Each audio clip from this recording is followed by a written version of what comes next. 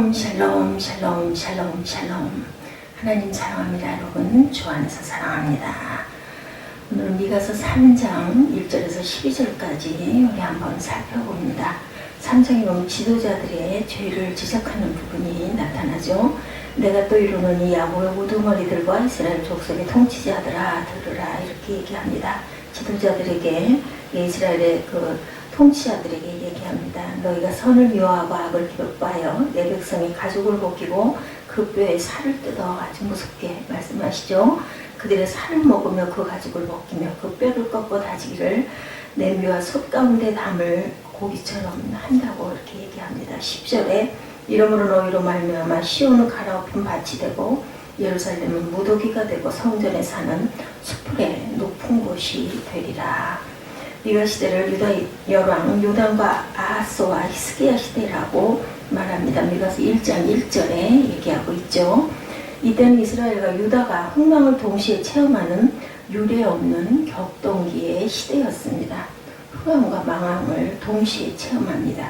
북쪽에서는 호세아와 아모스, 남쪽에서는 이사야와 미가 시대의 선지자가 활동하던 시대여서 작은 이사야라고도 얘기한다고 그랬죠. 하늘의 별이 유달리 밝을 때는 하늘과 땅이 모두 캄캄한 깊은 밤인 것처럼 선지자들의 활동이 유달리 돋보일 때는 예외 없이 그 사회가 혼란하고 어두웠습니다.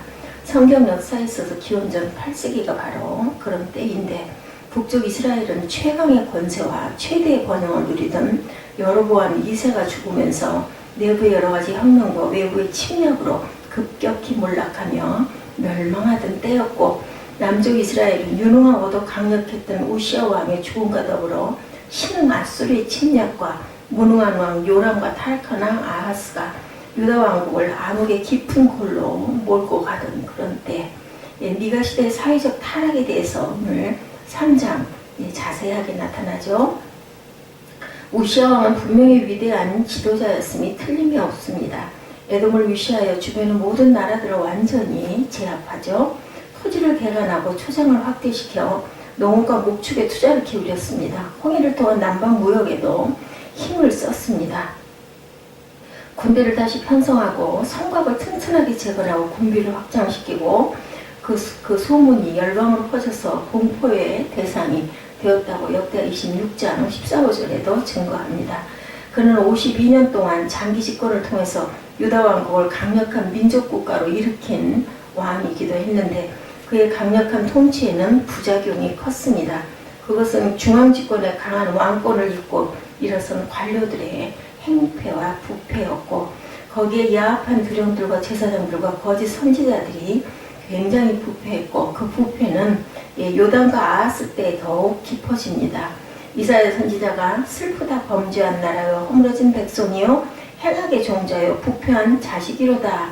발바닥에서 머리까지 성한 곳이 없이 상한 것과 터진 것과 새로 맞은 흔적뿐이라고 타식한 것도 바로 이때를 가리킨 말씀입니다.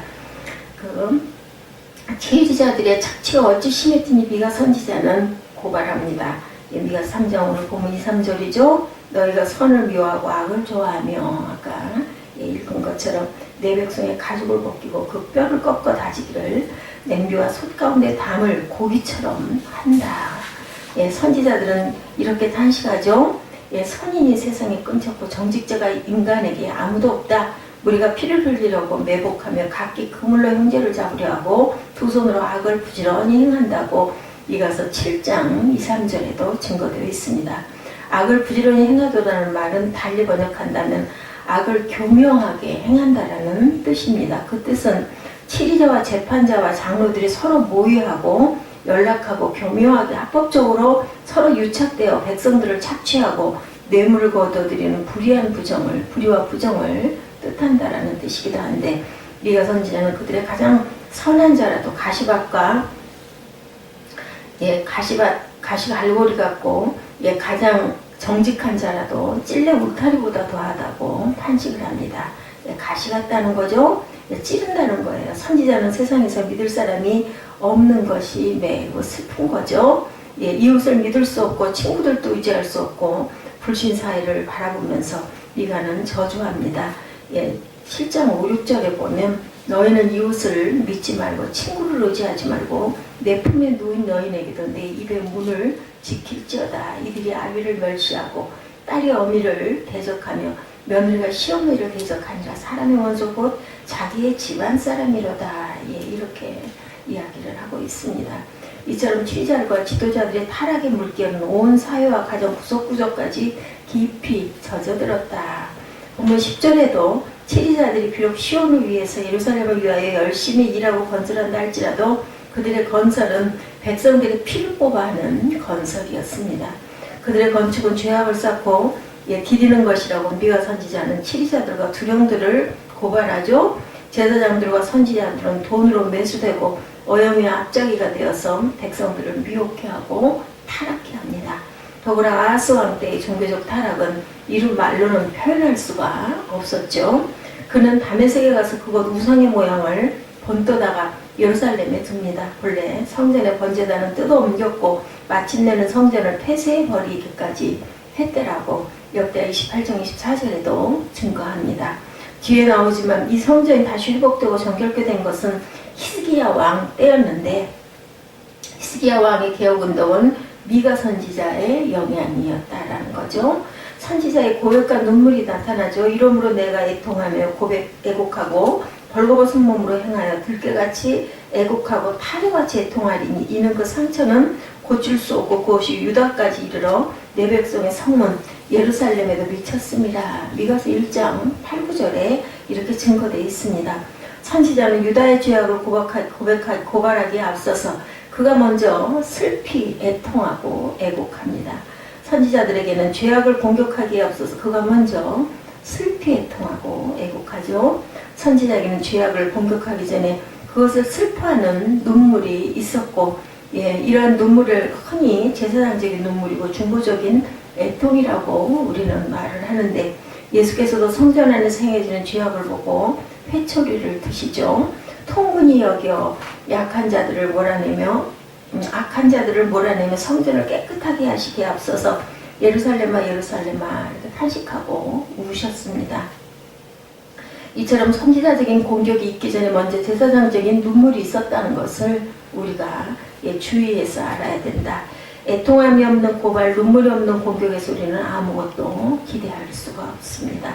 미가 선지자의 모습을 상상해보면 그의 선포가 얼마나 간절했는지, 얼마나 비통하고 얼마나 애절했는지, 그는 들깨같이 애곡하고 타조같이 애통했다 이렇게 얘기합니다. 무엇 때문에? 유다와 예루살렘의 멸망을 그가 먼저 계시로 보았기 때문이었습니다.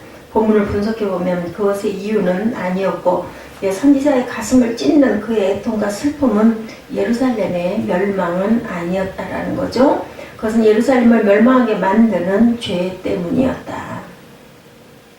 나라의 그 멸망을 보고 울지 않는 백성은 없습니다. 이러한 눈물은 누구나 흘릴 수 있는 눈물이겠죠. 그러나 나라를 멸망하게 만든 원인이 모든 죄를 슬퍼하는 눈물이야말로 참으로 제사장적인 귀한 눈물이다. 죄를 우리가 아파해야 되겠죠. 이러한 눈물의 선지자를 가진 나라는 복이 있고 이런 눈물의 성도를 가진 나라는 소망이 있습니다.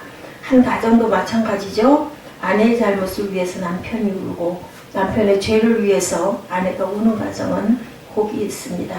자녀를 위해서 울고 기도하는 아버지와 어머니가 있는 가정은 또한 소망이 있습니다. 교회를 위하여 울고 신앙을 위해서 울고 타신자들의 영혼을 안타까워하고 우는 자들에게는 복이 있습니다.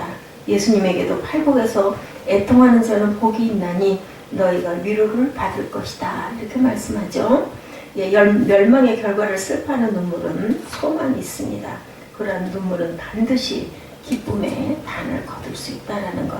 우리의 메마른 가슴에서 펑펑 쏟아지는 눈물의 애통함이 있어야 되겠죠. 먼 후일 유다의 회복은 바로 눈물의 선지자들이 많이 있었기 때문인데 눈물의 고발과 결과는 어떻게 되었는가. 이러므로 너희로 인하여 시온은 갓갈이 같이 값을 당하게 예루살렘은 무더기가 되고 성전에 사는 수풀의 높은 곳과 같게 되리라. 오늘 본문 3장 12절 마지막 절에 이렇게 얘기합니다. 이러므로 너희로 말미암아 시온은 갈아엎은 밭이 되고 예루살렘은 무더기가 되고 성전에 사는 수풀의 높은 곳이 되리라고 말씀하죠. 이 본문과 같이 미가 선지자는 예루살렘과 성전의 멸망을 예언하고 선포했습니다. 이것은 곧 성지와 성전을 모독하는 이른바 성전 모독죄였는데 이 죄의 제목은 사형에 해당하는 증죄이고 후일에 에르미야 선지자도 미가 선지와 같은 예언을 했습니다. 이로 인해서 제사장들과 선지자들과 치리자들과 백성들에게 잡혀서 사형을 구형받게 되죠. 그러나 그가 죽지 않고 다시 살게 된 것은 그래도 미가 선지자의 말씀을 기억하고 있었던 몇 사람의 장로들 때문이었다. 예레미야 26장 17절에서 19절에 증거되어 있는데 미가 선지자 당시 히스기야 왕의 회개로 남쪽 유다 왕국은 망하지가 않습니다.